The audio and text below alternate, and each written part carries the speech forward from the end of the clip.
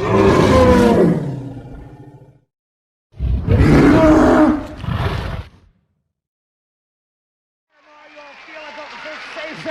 can't even say it.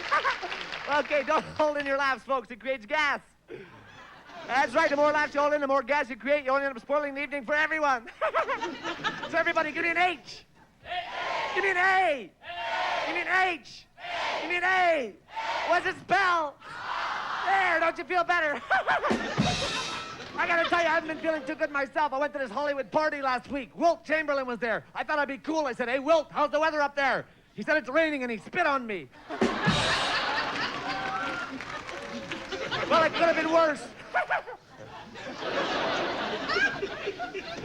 I was in his restaurant yesterday, right? Waiter comes over, he has his thumb on my steak. I said, what are you doing with your thumb on my steak? He said, I didn't want to drop it again.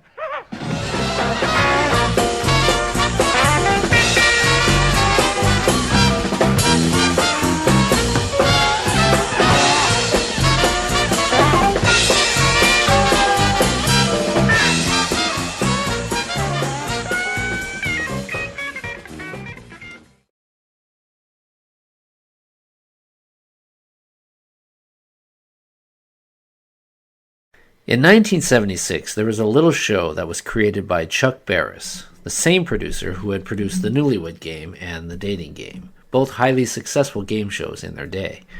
It was called The Gong Show. Both hated by critics and censors, it nevertheless developed a cult following that kept it coming back in syndication several times, and was even revived in 2008 and hosted by Dave Attell. Long before Star Search or America's Got Talent years later, The Gong Show was an amateur variety show that featured various stage acts, all hoping to win a cash prize at the end. To do this, they had to first survive the 3 judges, who, if they didn't like a particular act, could choose to hit a giant metal gong situated right behind them to signal that that particular performer was done. Those who survived were then given scores, and the highest score won at the end. Now, unlike Star Search or America's Got Talent, many of the acts were absurd and ridiculous, and the show gave way many times to racy humor, vulgar language, pushing boundaries, laughing at the talent, and many, many running jokes. Ever since I was a little kid, my friends have been telling me what a good burper I was, and now I'm going to kind of show you how I got started. When I was a little kid, my mother, I think, used to hit me a little bit too hard in the back when she was burping me. So most kids went, I went,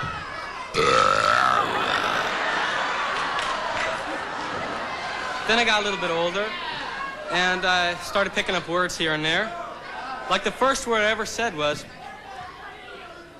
One of the most prolific performers to appear on The Gong Show was a man who came to be known simply as the Unknown Comic. He appeared in numerous shows, thought to be well over 100, and served as a celebrity judge as well. But as most people watching The Gong Show thought that the Unknown Comic was some amateur who came out of left field, the truth was very different. Murray Langston was born June 27, 1944, in Dartmouth, Nova Scotia, Canada. He left home at the age of 15 to live in Montreal on his own, then later immigrated to the United States by joining the U.S. Navy, where he served in Vietnam, though he never saw combat. In 1968, Langston began his show business career by appearing on Rowan and Martin's Laugh-In, where he did crazy impressions of a fork, a tube of toothpaste, and a grandfather clock. At the suggestion of legendary comedian Red Fox, he teamed with fellow comic Freeman King, and the duo went on to perform regularly on the Sonny and Cher Comedy Hour. This led to other appearances on primetime shows, such as The Wolfman Jack Show, The Hudson Brothers, and The Bobby Vinton Show. He also appeared in several segments for the TV hit Candid Camera. Around this time, Langston invested in his own nightclub and restaurant called Showbiz. Several aspiring actors worked as servers there, such as Deborah Winger, Michael Keaton, David Letterman, Freddie Prinze, Leo Gallagher, and Tim Reed. The club closed within 2 years, however, and Murray found himself in financial distress. Because of this, he accepted the opportunity to appear on The Gong Show. Apparently, Langston was so embarrassed at having to appear on an amateur show that he got the director's permission to put a paper bag on his head and perform anonymously. He put the bag on his head, cut some eye holes, and recited some old jokes he had memorized and burst onto the stage as the unknown comic. His signature delivery of lame jokes in rapid-fire style, coupled with his ridiculous laugh and his personality, made the unknown comic an immediate hit with audiences.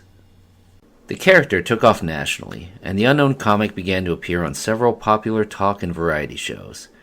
In the early 80s, Langston finally revealed his true identity after pulling the bag off his head on an episode of Real People. Since 2000, Langston has appeared sporadically in Vegas doing his stand-up routine, and he has since written his own memoir titled Journey Through the Unknown. I remember watching The Gong Show as a child, and I always loved its silliness.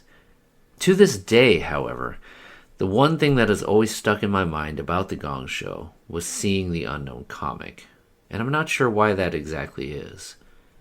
There was something almost hypnotic about his frenetic personality, and that somehow struck a chord with me, and apparently with millions of other people as well. Murray Langston may have never intended for his creation to become a cultural icon in the late 70s and early 80s, but it did, proving that success can come when you least expect it. You should always be prepared to open the door when opportunity knocks, because you never know. Putting a proverbial paper bag on your own head could make you a star. I'm Triceratops. Thanks for taking this quick look at a forgotten icon, the unknown comic.